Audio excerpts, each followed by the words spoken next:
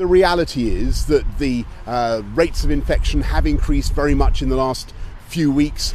Here where I am in the northwest in Bolton, they've actually done a fantastic job in bringing it down. If you look at what people have done in Greater Manchester, really heroic efforts to get the disease under control. So what we're saying to people now over this Christmas period is, think of those rules about the 3 households that you can bubble up with, the 5 days. That is very much a maximum. That's not a target people should aim for. And I think people really get this. People do get this. All the things I'm seeing, all the evidence I'm seeing, is people really understand this is the time to look after, think about our elderly relatives, avoid spreading the disease, keep it short, keep it small, have yourselves a very little Christmas, as I said the other night. That is, I'm afraid, the way through this year. Next year, I've no doubt, as we roll out the vaccine and all the other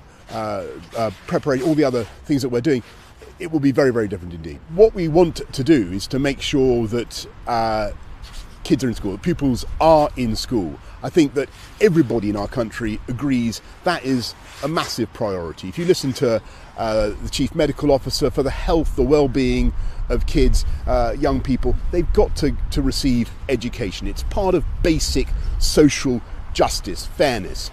Everybody should have an education. So as a society, we make a huge effort to make that possible.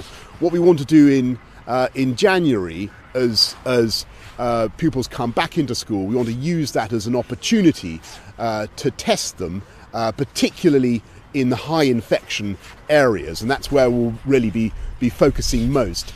Test them so that they can go back to school and stay back in school safely. That's the idea, and it also has the additional advantage of greatly helping us to reduce the rates of infection in the community as a whole.